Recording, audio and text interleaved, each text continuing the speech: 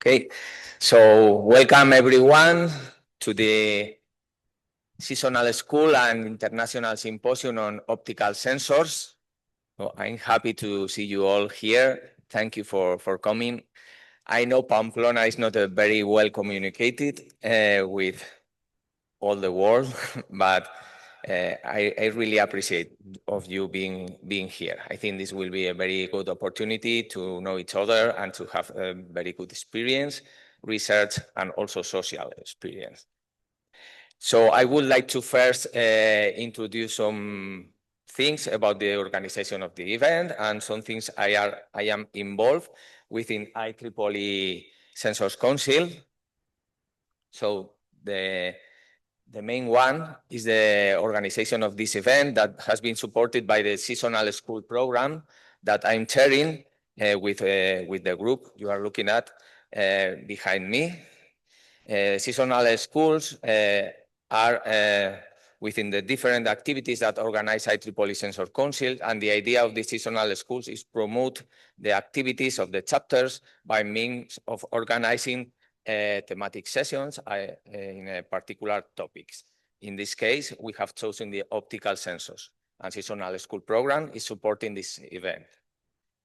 Also, I would like to talk about the different seasonal schools that have been planned for the spring-summer season, spring-summer, 2 seasons. We have planned 4 different seasonal schools looking at different topics, one of them in France, another one in Kenya, and another one in India. But we are still waiting for applications to organize seasonal schools for the autumn-winter period. So the call is still open, and it's open until September 13th. So feel free to apply. If you have any idea, please contact me or contact your local IEEE Sensors Council chapter and, well, tell us what you are willing to organize and the funding you need. We are happy to support you with in between $3K to $5K dollars. So I would like also to talk about the new initiative of the chapter's engagement with IEEE Sensors Council that is associated to the clusters that are groups of people working in the same field. IEEE Sensor Council has started this idea with 3 different clusters: MEMS cluster, chemical and biological sensors cluster. Other colleagues and many of you that are also involved in this cluster. If you are not, please send me an email and I will be happy to join you to the cluster so you are aware of our activities and all the things we are organizing. And if you want to organize something, we can promote the activity with all the members of the clusters. So among the activities we are organizing with the cluster, there are many things, such as monthly webinars. Some of you are participants of this monthly webinar initiative. We have 1 webinar each month. The next one, the talk is given by Professor Wei Min from Beijing University. And we have organized these webinars for every month until February next year. So we are happy to receive proposals. If you feel comfortable of giving a webinar in the field you are working in, please feel free to suggest us and we will join you for a webinar. Or if you need some particular topic to be addressed by the cluster, let us know and we will try to find the person to talk about that particular field, okay? Among other things we are trying to do with optical sensors clusters is the organization of joint symposiums to put all the people of the cluster and all the people working with optical sensors together, like the symposium we are organizing now. The idea is to organize 2 symposiums every year. The next one is still open. The idea is to organize it in region 9 or region 10. So the idea is to move the symposium from different regions of IEEE sensors, of IEEE, okay? And we are open to any ideas. We are open to any activities you would like to organize. So please let us know, and I will hear you and will try to help you as much as possible. So I don't want to stay more time here. I want to give the word to our first speaker, that is Professor Sanket Goel, that is a distinguished lecturer, belongs to the Distinguished Lecturer Program of IEEE Sensor Council. Dr. Sanket Goel is a professor of electrical and electronic engineering and the Dean of Research and Innovation at BITS Pilani in Hyderabad Campus. He holds a bachelor degree in physics from Delhi University and master science from IIT Delhi and PhD in electrical and computer engineering from the University of Alberta in Canada, with postdoctoral experience at Stanford University and past research roles at ASTAR Singapore and IPR Gandhinagar. Dr. Goel has built a distinguished career in interdisciplinary research. He leads the MENS Microfluidics and Nanoelectronics group, focusing on smart sensors and energy harvesters. He's a prolific inventor and academic author with more than 350 publications. He holds also 32 patents and has co-founded 3 startups. Dr. Goel is also an associate editor for several international journals, fellow of IETE and IEEE, and a visiting professor at UIT, the Arctic University of Norway. So, Dr. Goel, please, the floor is yours, so you can start. You have 45 minutes. Thank you. Thank you so much. Good evening to everyone. I hope my screen and my voice is fine. Perfect. Carlos, can you please acknowledge this? Yes, it's fine. We are hearing you.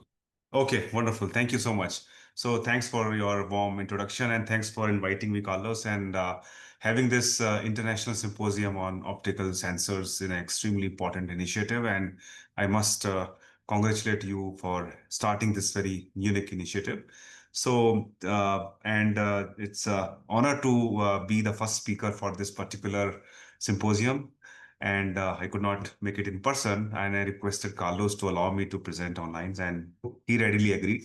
So over the next 45 minutes, I will talk about some of the activities which we are doing in optical sensors domain, predominantly how we can integrate optics with fluidics, and also we have integrated some of the cyber physical system approaches, which includes some ML work as well as some IoT kind of work. So I will try to sort of tell you more about it.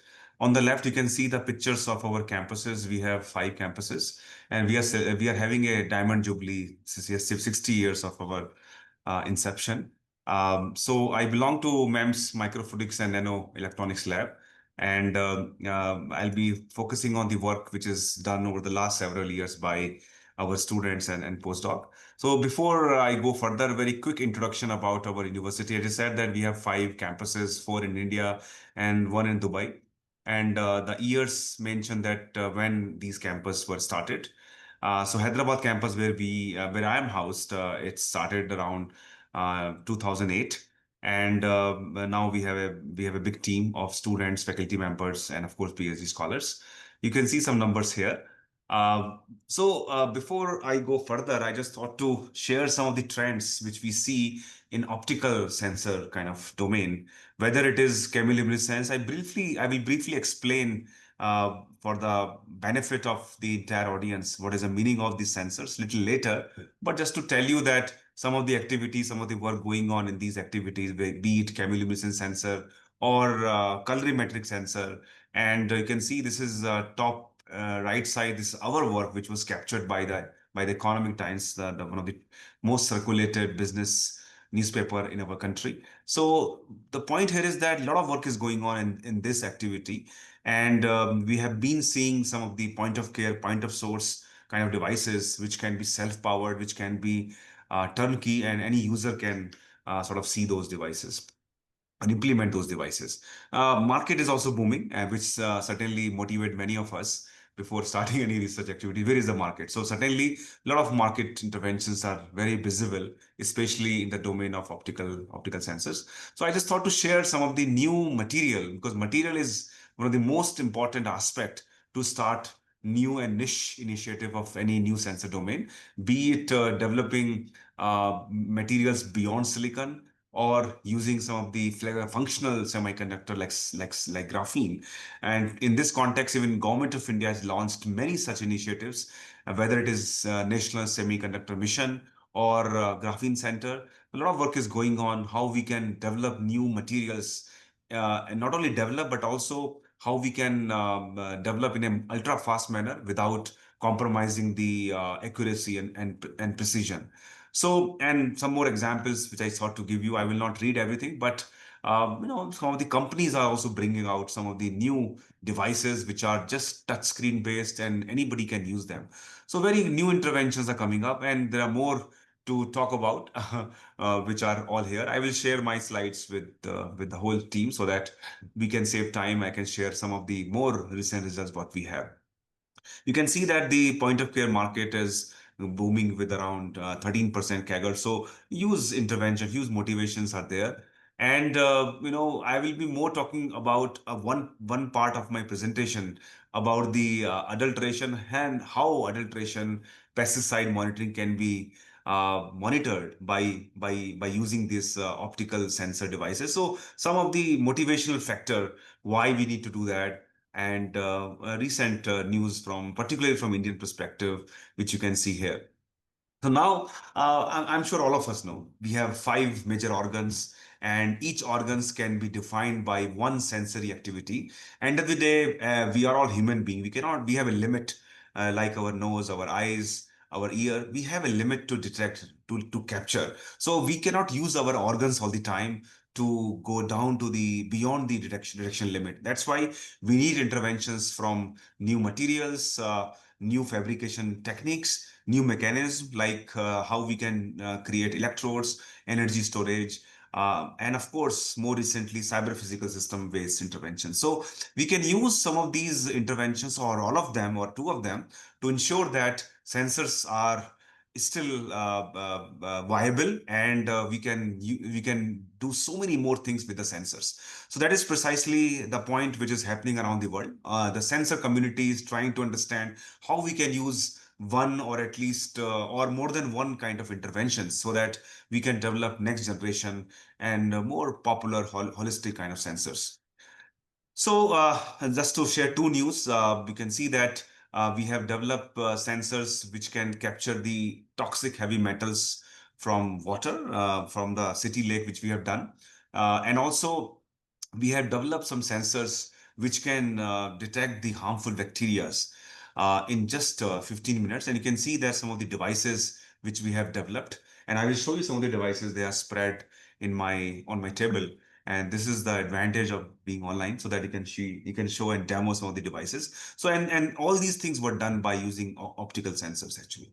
So when you talk about optical sensors, you can define optical sensor using the kind of light which is coming out, whether it is coming from fluorescence, absorbance, luminescence, different kinds of way light can be captured, can be detected.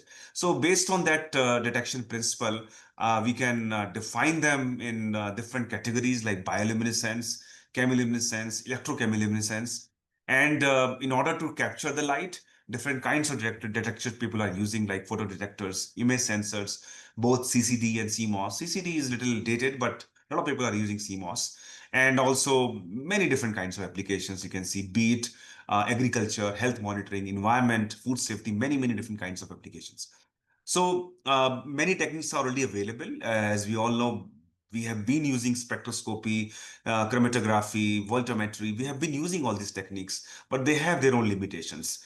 And I'm sure these limitations can be applicable to any such technology, but by using some of the optical technology, especially these three, which are mentioned on the top right slide, top right part of this slide, I'll talk about how some of the limitations can be addressed by developing these technologies.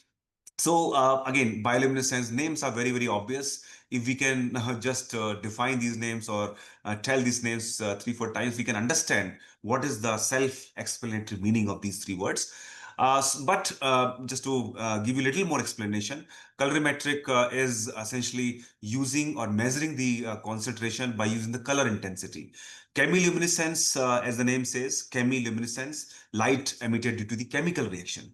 Electrochemiluminescence is one step forward. You provide an electric field which ignite the chemical reaction and light is produced. So these three are kind of a step-by-step kind of processes which can be used for different sensory applications. So I will give you a few examples in next 35 minutes of each of these three categories. We have been using these three categories, these three classifications of biosensors in various domains. So I'll be showing you a few examples as we move forward.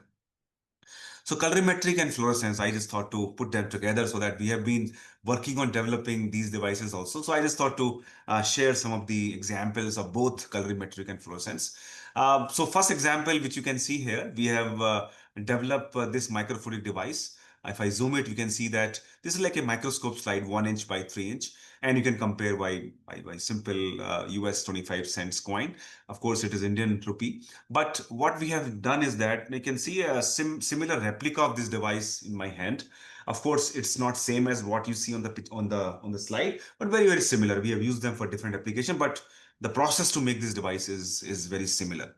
So you can see that these devices were developed and they were housed in a small device, a small platform, and which can be used for multiple applications like we have done for ammonia and urea in real sample, in a real blood serum samples. So you can see the video on the right side, how the entire device is done. Of course, you need some passive components to ensure that the delivery is happening and to ensure that device is working, and you can capture the color intensity using the captured images. So I don't have the exact device with me, but it looks something like this actually, where you can house your device right here and then come through. So you can house your device right here, and then you can create, you can just start the process, and you can capture your intensity here, and over here you will know what kind of concentration, unknown concentration you are seeing.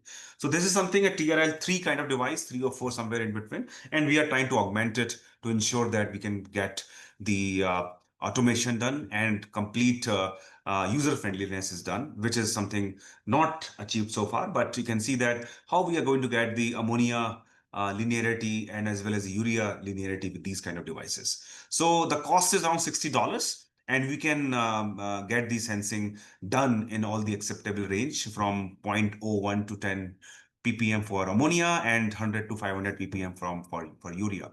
So this is one device which was very simple, 3D printed, and it is using the LED and photodiode combination. And you can see that quite inexpensive manner. We can use either in-house the integrated screen or a smartphone to complete the entire process. This is something which I was showing you just now. So the second version is basically we have used this device for pesticide residue detection, predominantly organophosphate. So this is a similar concept, but a kind of different device where we can get the organophosphate unknown concentration right here, and we can house our device in this kind of region, and then we can find out what sort of organophosphate concentration we can see from different pesticides, different fruits actually. And we have tested orange, apple, grapes, and so on, and try to understand what kind of organophosphate they have and do they really match with the spectrophotometric result. Again, the cost is around $60, and entire device is GUI powered, and we can do the pesticide detection, unknown pesticide detection in a matter of a minute or so. So this is the second version of device which we have done, and we have been using cucumber also at the same time, among other kind of real fruits and vegetables. Now we moved on. We thought that many such colorimetric or optical biosensing is also led by the fluorescence phenomena. So we thought that why don't we try to develop a single device where we can do both fluorescence and colorimetric in one go. So you can see that this is one device which we have I don't have the device with me right now, but this device has both fluorescence part over here. You can see F here, and it has the colorimetric part here. And this is the real SolidWorks picture of the entire device. It's again same form factor. You can keep it in your hand, and based on the demand, you can use either fluorescence part of it or colorimetric part of it, or essentially both part of it. So you can see that we have tried to understand how different concentrations of pesticides were used, and how they're very, very specific in terms of both colorimetric based detection as well as the fluorescence based detection. Sorry about it. So yeah, so basically this is still work in progress, unpublished work. I just still thought to share with you that not too many places you can see that in a single device you have both fluorescence and colorimetry together, and depending on the application you can use whatever you want. You can see that we have tried to understand two different kinds of pesticide, uh, and you can see that very nice linear curve which we are seeing, very, very mature or very initial primitive results which I'm showing you right now. But both the devices are showing susceptibility towards both fluorescence as well as colorimetry. The cost is $85 because it has many more optoelectronic components. And you can see the dimensions and other different unique features which are mentioned here. Moving on, we have also developed a only fluorescence platform. Like initially, I showed you two platforms for colorimetric detection, one platform which has a combo of colorimetric and fluorescence, and the third platform which I'm showing you is predominantly for fluorescence. And we have studied two major parameters: cysteine, an amino acid which is used for protein-based detection in the body, and try to understand what sort of deficiency you can see in the body. The second application which we have tried to understand is a very simple explosive which can be found in different places. It's called TKX50, and the same device we have tried to understand how we can use it for both cysteine-based detection as well as the explosive detection. The device is in my hand. Again, TRL3, homemade device, 3D printed device. So it has all the circuitry inside, and you can get the unknown sample, unknown concentration right on the screen. You can see that the device different samples, different concentration, which signifies the different volumes, which is related to the concentration, are linearly proportional to the device output voltage, which means that it is proportional to the color intensity. So this is the version 4 of the device in the colorimetric or fluorescence kind of domain, and which can be exclusively used for both biomedical kind of applications as well as the explosive detection. Moving forward, I'll switch my gear to the next detection classification, chemiluminescence, which means that chemical reaction ignites and ensures that the light is produced. And we have tried to understand the chemiluminescence-based detection by using both material interventions and also the device and electronic interventions as well. So I'll show you a few examples how we have developed integrated devices for chemiluminescence detection.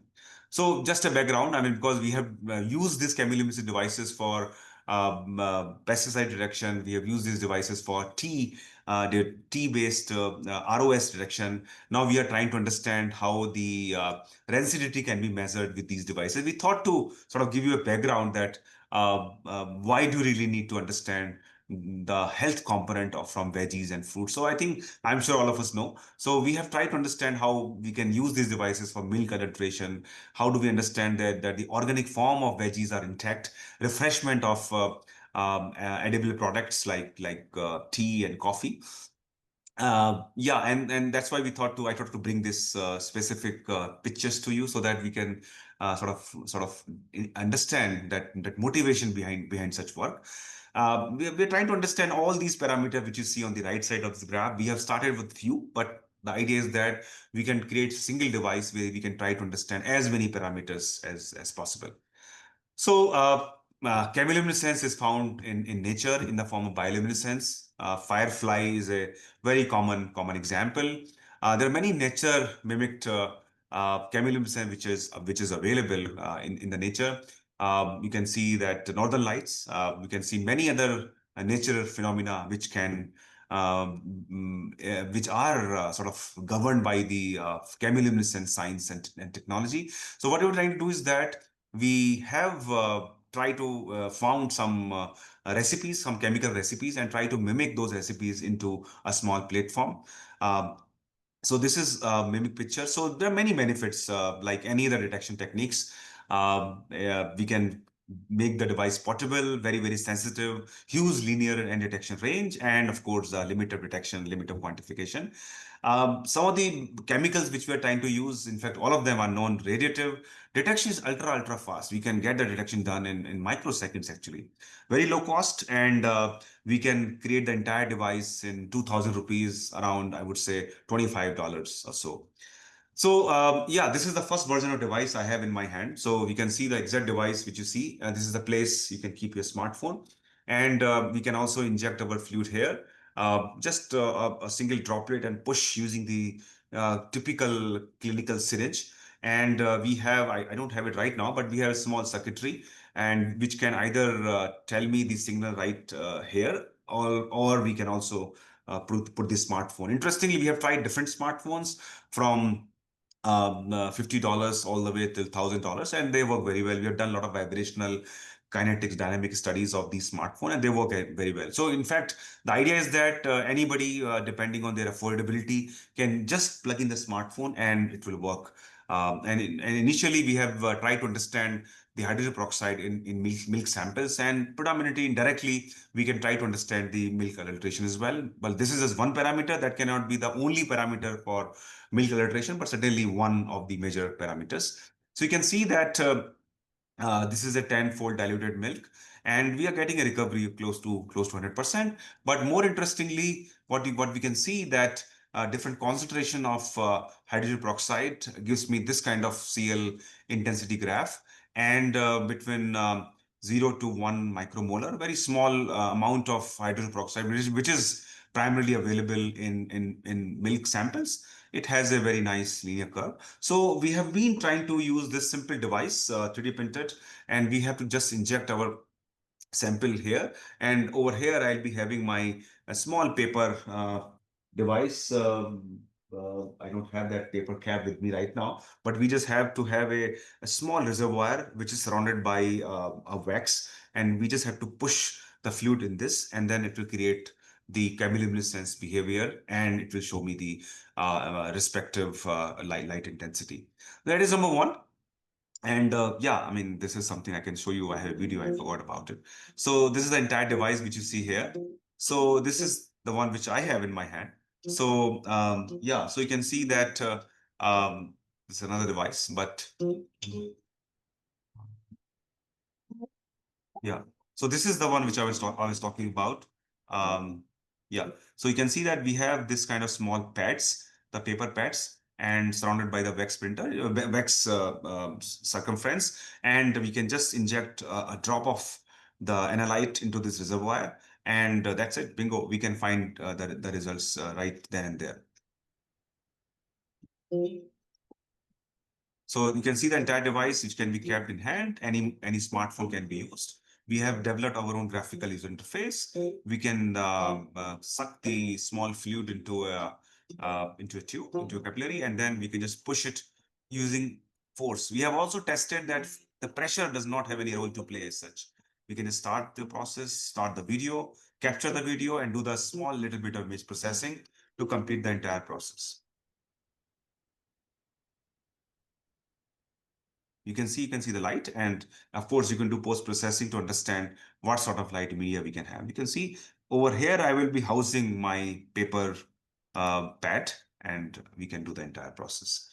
Moving on, we have also developed more devices, and now when we shown our device to biologists and pharmacists, they told us, why don't you create a device which can do the entire chemiluminescence study from 96 well plate, which is what they've been using, because they use a very sophisticated and very expensive system. And of course, not only expensive, it takes huge amount of time to complete the process. So we took this as a challenge, and then we have the device which you see on the screen. It is there in my hand. So over here, I can do the 96 well plate here, and also I can just put a paper pad right here, the same as what I'm showing you before. So we can use it as a single well to start my initial back of the envelope calculation or the entire 96 well plate, and then we can capture the video and we can find out what we can do with these images and what kind of sensing mechanism we can follow. So you can see that this is the entire device, and it is housing a simple Wattman filter paper surrounded by a wax periphery. And initially, we have tried to use. We are yet to start the 96 well plate kind of chemistry, which we are going on, which we are working on in collaboration with our colleagues from biopharmacy and chemistry department. But initially, we have tried to understand how antioxidant can be measured in some of the edible fluids like green tea and so on. So interestingly, what we have done is that we have also created in-house different carbonized material like RGO, laser-induced graphene, and so on. And we have tried to understand that when we use different materials, they enhance the sensitivity by multiple folds. For example, RGO, it can give me a 1450% increase. And similarly, laser-induced graphene was able to give me around 521% increase. So I have some of these samples, like this is my graphene sample. And you can see that I can inject my fluid here and I can find out. And it may not be exactly what we have used, but this is my laser-induced graphene samples with electrodes. Of course, the real sample would look same as this. So we can try to understand how we can enhance the sensitivity of these from these devices. And the idea is that to increase sensitivity and to go down the limit of detection. So we can see that we have tried to validate with the real green tea samples. So on the bottom, there are two different samples, one from a commercial company, and we have tried to understand how the antioxidant catechin can be detected by CL intensity from a normal tea as well as the organic tea. And just to ensure that the antioxidant remains intact in those tea samples until the expiry is mentioned on the cover of these samples. This is one work which we have done. And later on, we have tried to optimize our work to make sure that we have a pocket size chemiluminescence platform. All work is published. I don't have the papers which are mentioned in the footer, but so you can certainly go to our website and find out some papers. So we have tried to understand that how we can do the on-site detection and also the automated image analysis. In this case, we have tried to understand how the ALP can be detected. And you can see that ALP concentration is nicely proportional to the chemiluminescence concentration. Of course, there are two linear ranges which you could find out. And alkaline phosphatase, as we know, it's a very important indicator for the growth of our energy level and how energy can be transferred between the two schemes. So the idea is that in this case, we are trying to understand how the CL signal can be quenched when we are trying to increase the concentration of ALP. And we have also used some of the carbonized and graphenized material to ensure that our sensory parameters are enhanced significantly. We are in the process now, as I showed you before, to make an entire 96 well plate kind of device. And we are trying to understand initially how we can use the pesticide, like I have shown you the colorimetric based method to use the pesticide to using the chemiluminescence reaction, how we can monitor those pesticide. So again, melatonin work which we have done, and we have also compared with our own colorimetric work, and we found out that the LOD is much better, likewise the LOQ. So basically what we have tried to show to be a self-critical that chemiluminescence was giving much more better results, because one reason might be that we have been using some graphenized and carbonized material to ensure that the signal processing is much faster and quenching is also much more predominant. In this chemiluminescence kind of vertical, I've shown you 4 different kinds of platform. The initial one, which I showed you, that it was a very simple platform where the smartphone can be housed, any smartphone, and we have tried to understand hydrogen peroxide in raw milk, and then kind of a little bigger platform, which will eventually lead to, which we hope, to a 96 well plate platform. And we have tried to understand the effect of different graphenized material in terms of enhancing their chemiluminescence signal.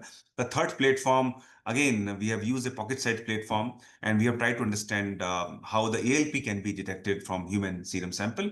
Now we are more moving towards 96 well plate format. I don't have the full results, but certainly have the initial results where we can create a handheld device. And interestingly, if you see here, we are not using any pump. We are using a spring based feature, so which can push the fluid based on the initial pre-required kind of volume, and can sort of ensure that the fluid is going inside and it is sort of housed in between the wax periphery, and we can use the paper-based device for multiple detections. So as I showed you that eventually we will take it to the 96 well plate, and very initial results from 2 or 3 wells are shown here. Of course, very initial premature results, but it gives us a lot of hope and a lot of expectations that this device will work, and this can replace the conventional colorimetric and fluorometric devices which are available in many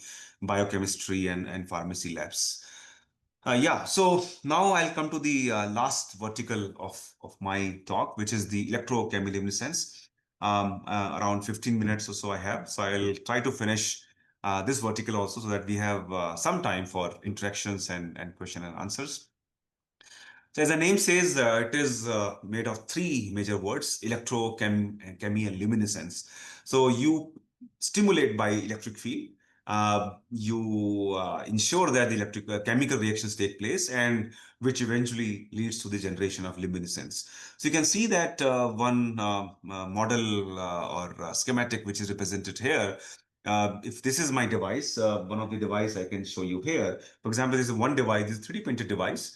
Dual extruder 3D printer. Black lines are one extruder filament, and other side is the white ones are the other extruder filament. The black ones are the PLA, which is embedded with the graphene powder, and of course the white ones is the plain PLA.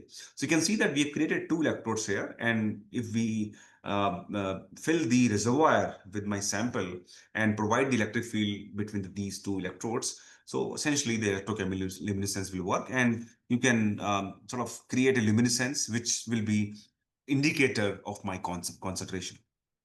So many unique features. Everybody sort of tells us that in every phenomena there are some unique features, and likewise ECL also has many unique features. Interestingly, a smartphone can do everything. A smartphone can provide the voltage.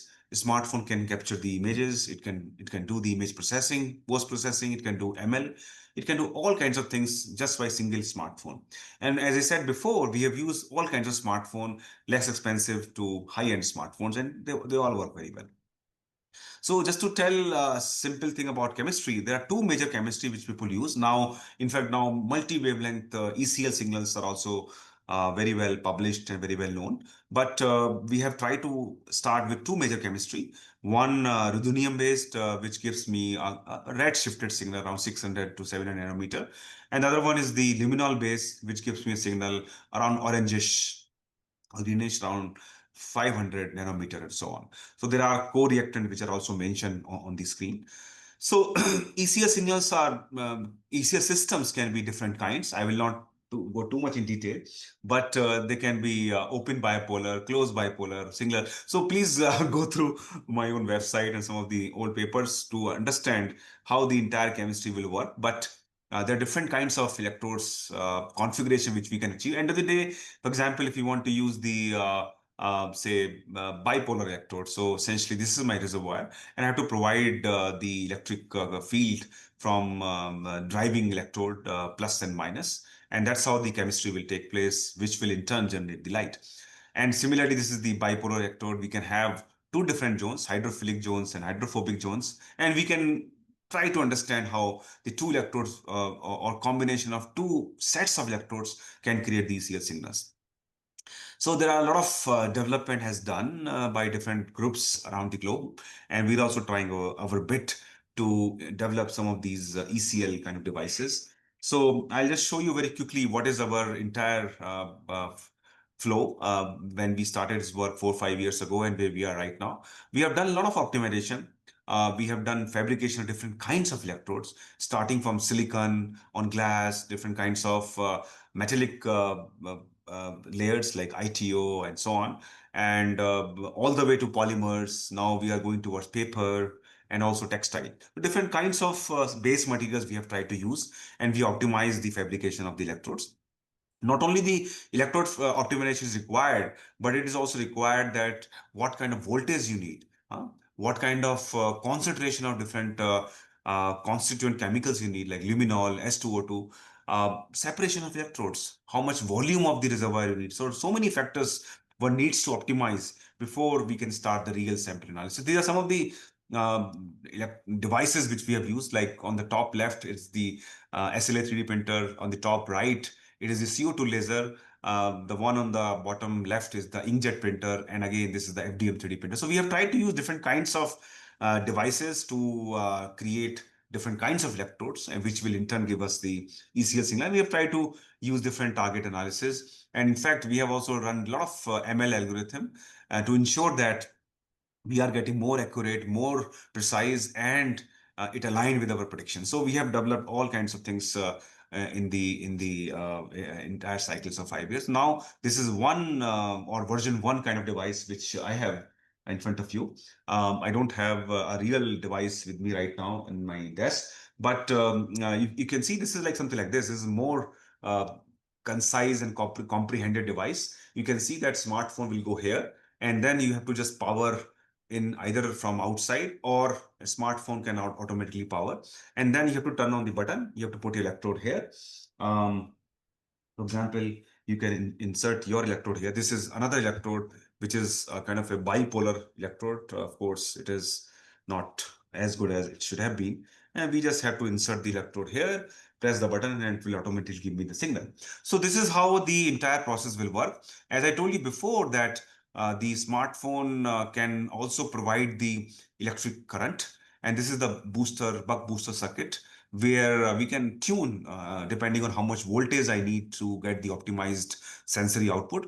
I can shut the door, and the smartphone can also capture the images, do the post-processing, and of course run the machine learning algorithm. So the entire thing is done in one go. So you can see that this is the small video which talks about how you can use the entire device. You just start the button, and smartphone will start taking the picture of the electrode wherever my analyte is housed inside the 3D printed device which was fed in. And you can create a graphical user interface. You can sort of open the entire folder which I have, where I have captured my images. You can either manually find out the cropped image, or recent past we have done the automation also of this particular aspect of my entire processing.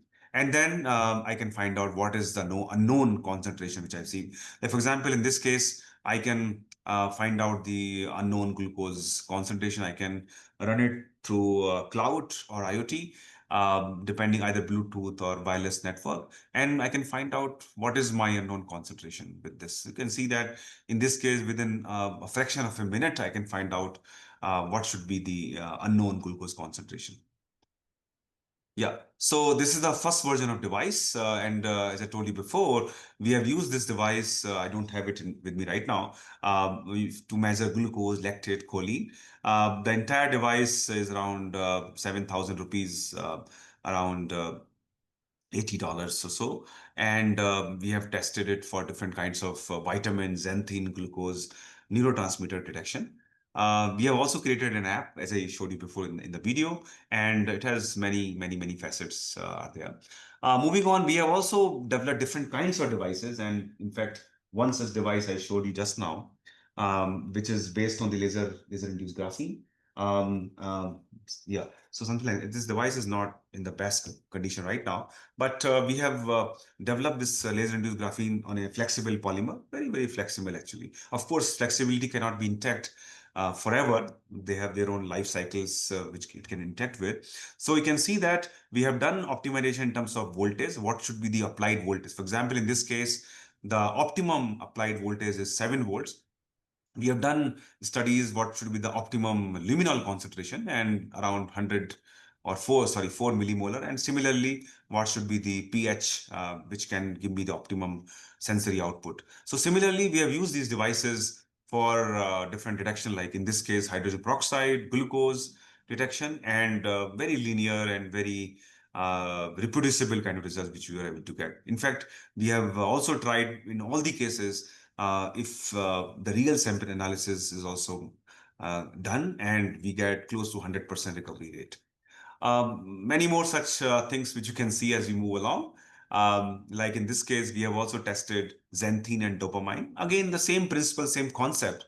In the previous case, I had the bipolar electrode, but in this case, I have the single electrode ECL device. Yeah, so very interesting results which we are trying to achieve. A lot of stability kind of analysis. So I think one 3D printed device I shown you just now, it's a single electrode device, but the device which you see on your screen, it has the two reservoirs. One can be used as a supporting channel, or other one can be the reporting channel. In fact, when we run the ML algorithm, we can use these two channels very smartly to compare and test and to ensure that the devices are optimized. In this case, the detection is done by the photo multiplex tube, and also, of course, compared with the smartphone based analysis, where I have yes, I can capture the intensity by using a smartphone. So of course, smartphone was not as sensitive as a photo multiplex tube, and we can see that difference in term in mm, yeah, in the PMT. You can see that when we are using the photo multiplex tube, the LOD was almost 3 times as higher as when I was using the smartphone. So that's something which I try to understand. But the interesting part is that when we use a smartphone, we fall within the range of the range of the sensor detection parameters and so on, which works very well. And we have tried to use this concept for a multiplex detection of different analytes. Like in this case, we have a 6-well ECL device, again 3D printed. We have 6 different either different concentration of same analyte or different analytes which we can use. And we can use it in a multiplex manner to ensure that the one single device can kind of detect different concentration of different analytes in one go. Like in this case, we have tried to fill in different analytes with different concentration of glucose, and as you can see that's very linearly. In fact, all these GUI and image processing is done. And similarly, we have used the same device for choline detection using the different concentrations. Moving on, some more interesting work which we have done when we talk about the ECL. We have used a stereolithographic holder, and then we have inserted 2 pencil leads. The graphite pencil lead, which is available everywhere, the simple pencil lead which I have in my hand, and then we have sort of peeled it out, and then we have inserted it. Graphite has sufficient conductivity to start the ECL process, and we can fill in this part with the reagents, and so that the ECL process can start. So in this case, we have tried to study how the cholesterol can be sensed by a simple device which has the SLA printed jacket and 2 inserted electrode HB pencils from both the sides. So you can imagine that just by using the HB pencil in a very inexpensive, very cheap SLA kind of jacket, we can use them for multiple applications. Like in this case, evidently we have used it for cholesterol detection.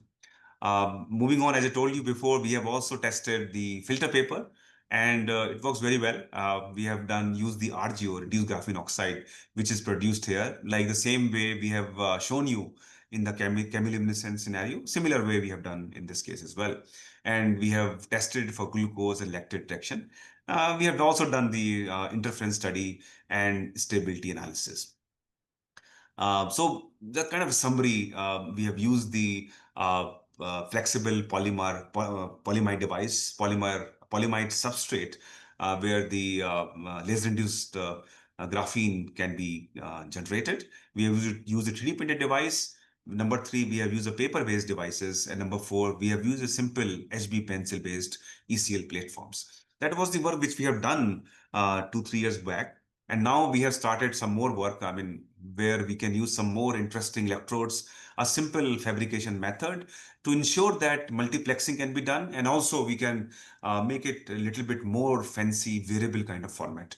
So I'll quickly show you some results that how we can, we have used the machine learning algorithm so that optimization is achieved predominantly, and we can use them for multiple applications. So in this case, again, we have tested this device for glucose and lactate detection. I'll kind of skip it. And now I don't have it right now. So basically the device which you see bottom left device is exactly same as this, except the color. Everything is same. So essentially this is a fully automated ECL platform where we have the PDMS. You can see this is the real device which I have. So this is the mold, and then I have casted PDMS and I can get this kind of device. And using the microfluidics, I can sort of push the reagent inside, and again, I can push the entire device into this domain, and which can be used for ECL-based analysis. You can see that we have developed the predictive analysis software, and we can sort of browse the entire folder, and we can incorporate different kinds of machine learning algorithm, and we can complete the entire ECL-based detection process. So this is the ECL predictive analysis interface software which has been developed. You can see that we can do the entire post-processing. I'm moving a little faster, and we can try to understand what kind of ECL signals I'm getting.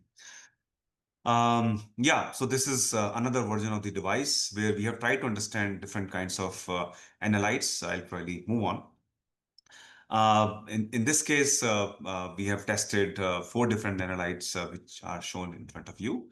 And interestingly, we have also tried to understand how the H9C2 cells can be detected using ECL.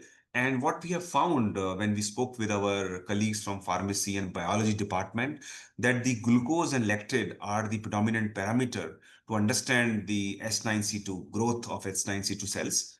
And that's what the idea which we have got in our mind, that we have already used our ECL devices to detect glucose and lactate. Why don't we try to use it? Why don't we try to understand how the growth of H9C2 cells can be mimicked by trying to understand the growth of glucose and lactate? And that's something which we have tried to do.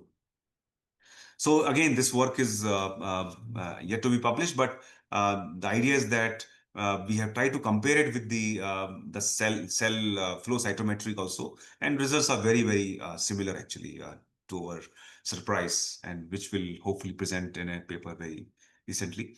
And now we are trying to understand alcohol detection using the ECL device. You can see that again, I'll not go too much in detail, but we have a now entire platform which you can see here. Now this platform, and we can use our chip right here, and this screen will give me the entire readout circuit. Of course, we are not using a smartphone here, we are using Raspberry Pi camera, and we can see that how we were able to detect methanol and ethanol again using the ECL devices. Now, finally, we are moving towards the wearable device I have in my hand, actually. So the idea is that, of course, it will suck the sweat. And again, sweat is a very controversial bodily fluid. Many of us don't agree that sweat is the correct indicator, but that is one thing which we are trying to do. We have already started working with the artificial sweat samples, and now we are moving towards the real sweat sample. This is again very recent work, unpublished, and we are working with a very popular wearable devices company in India to incorporate the sweat-based analysis also into the smartwatches. Hopefully, in next 1 year or so, it will come out in the market. So I have shown you 3-4 different versions of ECL devices, and we have done the entire bouquet of biomedical, agriculture, pesticide, different kinds of detection by using the ECL devices. To the extent that such devices, such scheme can be used in smartwatches.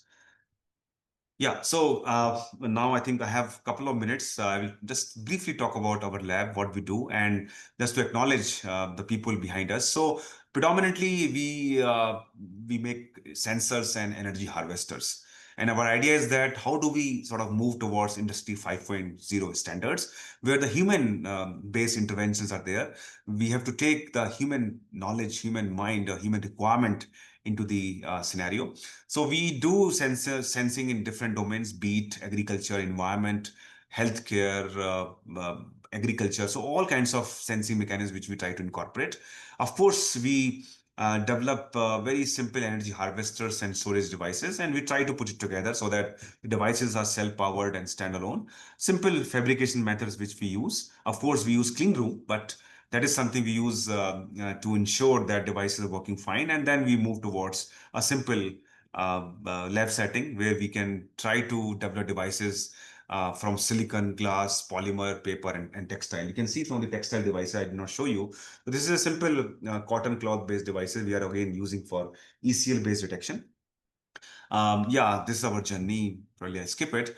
Our outcomes. But this is majorly three labs which we have. The MEMS lab, which you can see here. So it has all the facilities to create the entire prototypes. You can see many students, around 20 students can sit here. The other lab is the wearable, implantable, and nearable devices lab called Wind Lab, where we predominantly work on the how do we work on implantable electronics, nearable electronics, and so on. The third one is the printed electronics, a bio cyber physical system lab. And you can see more pictures here. Different tools which are housed in different labs. We have a clean room, class 100 and class 1000. We can go fraction of a micron very easily, and we can develop many different kinds of MEMS and microfluidic devices. Different tools are available. We are supported by different funding agencies within India and outside India. And we really want to thank you again on this platform to support us, to extend their trust and belief in us. Different visitors. We have been publishing in different leading journals from different publishers. Our team has also published 5 books in different domains of sensing materials and so on. But one interesting book I would like to mention is the MEMS Practical Lab Manual, which was just came out 2 months ago. The idea is that we have built in some 20 experiments, and on the Wiley website, every experiment has a video. So people can create the entire flow of the MEMS lab and do their own. Our work is widely reported in media. One last thing, we have 3 spin-offs from the lab. All the work which I've shown you one way or the other is being licensed or commercialized to different companies. Cleome works in mainly biomedical devices. Pyrom mainly works in optical sensing devices, which I'm showing you today. And they have also developed a very interesting nanomaterial and quantum dot synthesis device, 3D printed 4-layer device, and we can do the synthesis in a fraction of a second. Sensom primarily works on environmental and agriculture kind of devices. Our team, around 8 faculty members and collaborators from different countries and within India. We have around 30 PhD students right now, 5 postdocs, and everything is done by all of them together over the last 10 years or so. And our alumni working in different parts of the world. Many of them have won different awards from Indian and overseas agencies. Thank you so much for your attention. This is our team, you can see here, and the logos of our 3 startups. And yeah, thank you so much for giving this opportunity. I'll be happy to take questions. Thank you.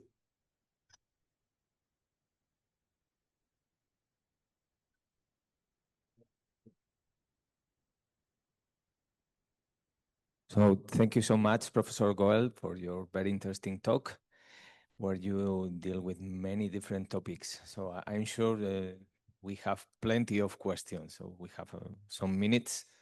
If you have some questions, please raise your hand, and I will be happy to give you the word.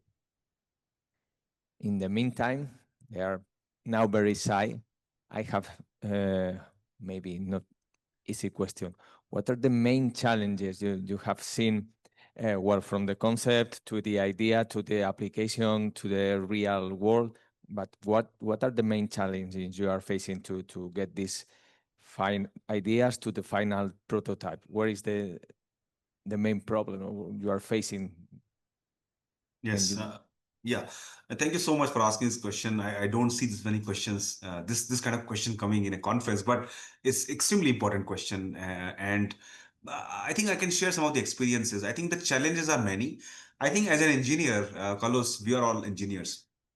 We can try to develop a device, a platform, which can have a transduction mechanism to sort of understand one kind of energy input or sensory input to the other kind of sensory output. But we do not really know how do we sort of use a real application. So it is extremely important to work in a collaborative manner, to work in an interdisciplinary manner, and to make a partner from different streams. For example, we have partners from clinicians, clinical laboratories, eye hospitals, cardiologists, and of course, we have many academicians who are collaborating with us and whom we are collaborating with them. So it's not too difficult to develop the mechanism to get the sensory output, but how we are going to use it for real applications. That's extremely important. So that's one major challenge we have faced. Of course, there are tens of them to talk about. Okay, so it's very clear there. I understand. So one question. Thank you so much, Mr. Goel. It was a lovely talk. This is Shri here. I'm from Tyndall National Institute in Ireland.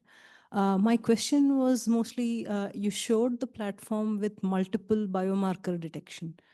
How would you envisage that it would work in, say, blood or something, where you also have the matrix and all the background coming in, and you're flowing it through small channels? See, I understand this question, and I do receive this question many times, unlike the first one. So I think the specificity, I think question probably it talks about. So I think in every colony, like for example, if I talk about one kind of ECL device, probably we can take, for example, this one, where we have multiplex colonies which can be susceptible to one kind of analyte. So essentially, we add some antibody antigen kind of reaction to ensure that it is specific to one kind of biomarker, and it is not interfering with others. I understand when we use a real sample, there are a lot of challenges. Carlos talked about challenges. This is one such challenge, but we have tried to understand that how we can make it specific.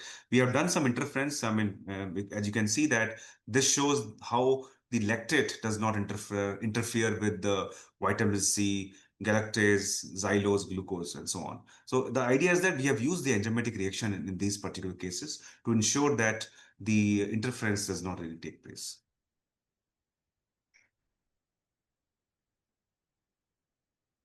Any other question? Yes. Thank you. Thank you. Nice talk, very complete, and congratulations for the results and for your research group. I just have a question. Since I'm not familiar with this technology, which is the influence of temperature, if any? Very important question, actually. Temperature compensation has to be done when you would like to take your device in a commercial scale, because most of the devices I showed you, they are done in a controlled environment. I agree with you that temperature influence must be studied, more so when you would like to bring it to the market to the commercial scale. I've not shown you the results here, but we have started working on temperature compensation also in these devices and other devices which we're trying to work on right now. I agree with you. So far, we have not done specific work on temperature-based analysis, but we are in the process. We are doing it.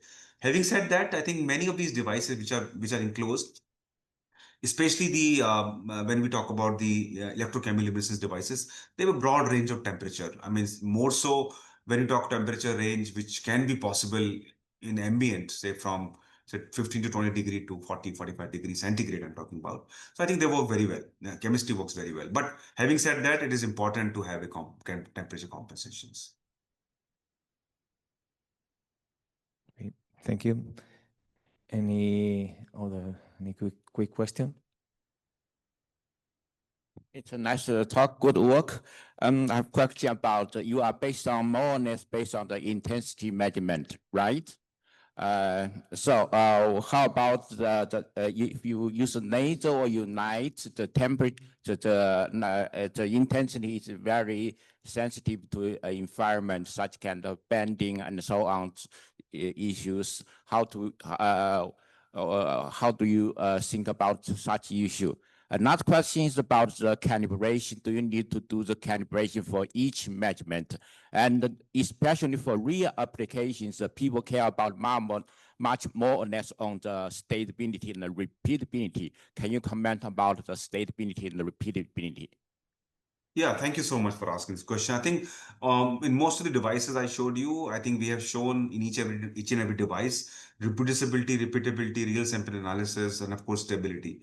I agree with you that when you want to use this device in a open environment, in a healthcare environment, or on field, they will have a lot of challenges. But what we're talking about, that they have a very unique and niche applications in a bedside, in a self-testing, or which can be used by a patient himself or herself. So they have this kind of uses. But nevertheless, we have studied all these devices for different sensory parameters, starting from LOD, LOQ to repeatability, reproducibility, and stability. I agree with you. We have not done too much testing in field kind of trials, which we are planning to do in the near future. Okay, so thank you very much. I think we have no more time for questions, but they have your contact or the information is available. Thank you very much, Professor Sanket Goel, for your talk. I'm sorry you cannot be here this time, but maybe we can have the opportunity at another time. So I wish you the best and have a nice day. Thank you very much. Thank you. Thank you so much, Carlos. And I wish all the success to this event. Thank you.